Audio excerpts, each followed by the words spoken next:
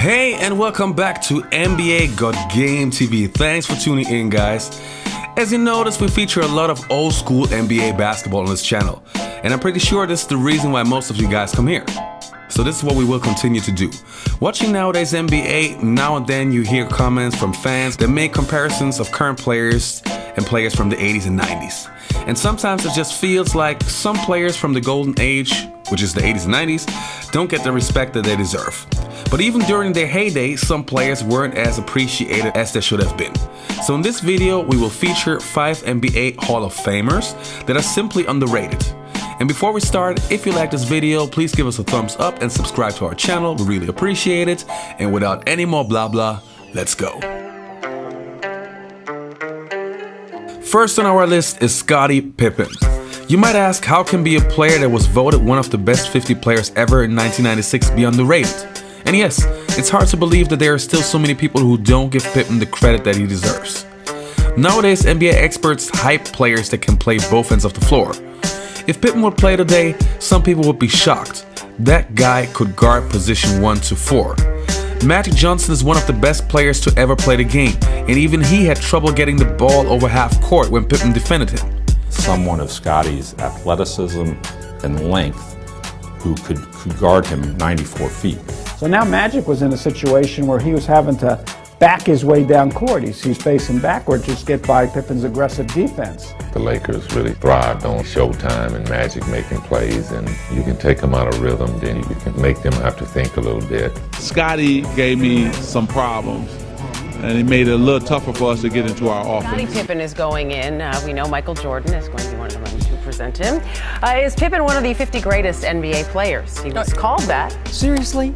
Well, he was. There's no way Scottie Pippen belongs in the top 50. In fact, and you call me delusional. If the Basketball Hall of Fame had the baseball and NFL standards for its Hall of Fame, there's no way Scottie Pippen is a Hall of Famer. He was purely a product and creation of the greatest player to play in any sport ever. And I don't have to mention his name, Michael Jordan. Go on, say it again. Michael made Scott. I was there in Chicago, worked for the Tribune, covered the last finals team. Michael made Scottie on and off the floor. He taught him how to win. He taught him how to work. He gave him confidence that Scottie didn't have. And all you need to know, and I won't even mention that Scottie quit in a playoff game when Michael was gone, but in 1994, when Jordan didn't play, Pippen led an average Chicago Bulls team to the conference finals and almost made the finals. That year, he averaged 22 points, 8 rebounds, 5.5 assists, and 2.9 steals. Give the guy some credit. The next player on our list is Dominique the Human highlight film Wilkins. When the NBA named the top 50 players ever, I was looking for one name, Dominique Wilkins. I couldn't find it and I simply thought that I missed it. But after double checking, it seriously happened. The Human highlight film wasn't on the list. Dominique Wilkins was one of the best players in 2 decades that is known for the best NBA era ever. Not only did Dominique finish his career with averaging 25 points and scoring almost 27,000 points, he missed 2 seasons in the NBA because he was playing in Europe. Many critics don't give Dominique the respect that he deserves, labeling him one pure offensive player. But Dominique was more than that, carrying the Hawks franchise through the 80s and being the leader on every single team that he played in the 90s. The Human highlight film was awesome.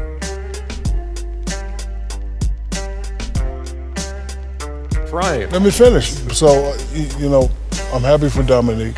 You know, he was always a great player, but he was always one of those guys that were caught behind Mike. You know, Mike just got so much fanfare and so much play, like he really didn't get a lot of recognition. But I remember Dominique when he had the S-curl, when he used to wear the leather, and he's a great guy. So congratulations, Dominique. Used to love watching Dominique and Michael at their prime. On Showdowns. TBS. Remember those matchups on TBS? Used to go down to the Dominique used to go down to the Omni and watch him play. He should actually have 2 more slam dunk championships in fairness.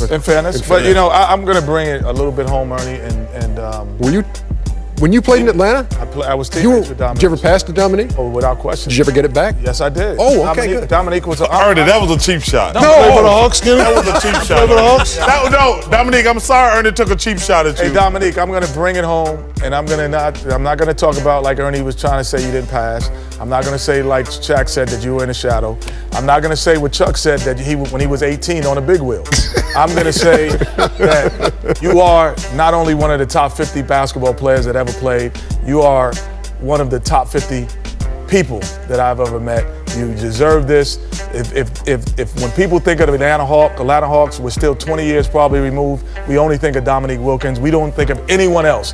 No matter how well this Hawks team is doing this year, there's a single face that always comes up, and it's Dominique Wilkins. And that's from your man, Easter. There you go. Hey, that was well said. Next on our list is Hakeem "The Dream" Olajuwon. In an era which was dominated by Michael Jordan, it is simply hard to stand out. Listening to NBA shows that rank the all-time greats, especially when it comes to the bigs, one name is always missing. You hear players like Kareem Abdul-Jabbar, Wilt Chamberlain, Bill Russell, and even Shaquille O'Neal, but no mention of Hakeem Olajuwon. Has there ever been a more versatile center than Hakeem? A center who could score, pass, rebound, block shots, steal, and shoot free throws? If Hakeem would play today, he would literally embarrass his opponents. Having the best footwork of every center that ever played the game, Hakeem should be in the conversation as the best big ever. Legends that play with or against Hakeem know what they're talking about. Hakeem Olajuwon you should know how good he is when LeBron, Kobe, all these guys go to him for advice and on how to do his footwork. You know, this guy's footwork was some of the most amazing footwork you will ever see. But his tenacity in the gym, I mean, like, you think he was mad during the game. He was even madder during practice. The guys wasn't practicing hard, or he felt like we weren't putting forth the maximum effort. And that's what you want out of guys. You just want to come to practice and play hard, because if you go really, really hard in practice, sometimes it's easier in the game, because in practice, you don't have timeouts. In the game, you have timeouts, you have TV timeouts, but it goes to show you how great this guy was. You know, Hakeem Olajuwon is Muslim. And so during Ramadan, he's not allowed to drink or eat anything. So we had a noon game. And so you can't eat or drink anything until sundown.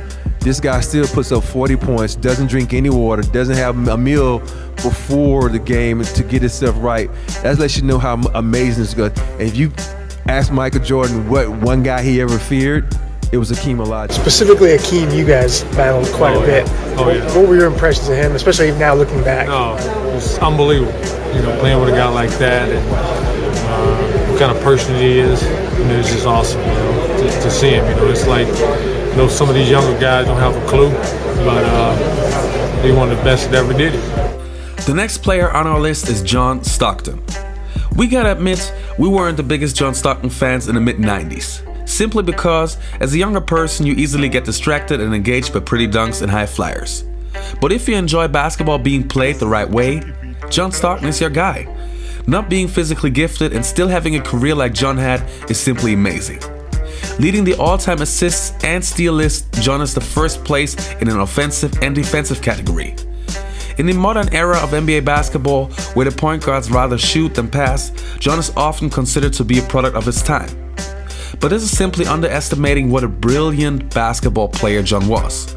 John would also be today's elite point guard and show some of the younger guards that it's sometimes nicer to involve the teammates, and that it's not always the physical gifts, but what you got in your brain. First of all, John Stockton is the perfect point guard. Watching his career in the NBA, there's never been a guy, a point guard, a pure point guard, who made better basketball decisions with the ball. Ever. He had the perfect balance of taking shots and passing the basketball. I never thought of him as a pass-first point guard. I thought of him as a guy who was taking the best opportunity every time. Stockton looking into Karl Malone. He's got him up. What a pass. Hammered up. Stockton checking the shot clock. Stockton with the receptive. Beautiful pass from Stockton. Things I'm most proud of are victories. Whether it might have been one game. I can remember a comeback victory where we were down 36. I can remember playoff victories where we weren't expected to win, not just games but series. And those are the things that stick out that gave me the most joy. Russell will inbound at half court. Stockton, open three. Hit it! John Stockton sends the Utah Jazz to the NBA Finals. And the last player on our list is Patrick Ewing. Coming into the NBA, carrying the hope of the entire New York market on his shoulder, Patrick Ewing didn't have an easy career. He never played with another Hall of Famer during his time in New York, and still he managed to get the Knicks into the playoffs every single time in the 90s. Though he wasn't offensively gifted when he came to the NBA, he worked his behind off and also became a solid scorer. Because he wasn't able to win a championship, Patrick often gets overlooked talking about the greatest centers of all time. But even though he ain't as good as Hakeem Olajuwon, this guy gave his all on the court and he deserved more respect. Not only that, I don't think a lot of New Yorkers give Patrick Ewing the credit that he deserves. A lot of times he was the scapegoat, and it's unfair to him because this was one guy that brought 110% each and every night he took the floor. And yeah, he didn't win a championship, but it wasn't because of a lack of effort.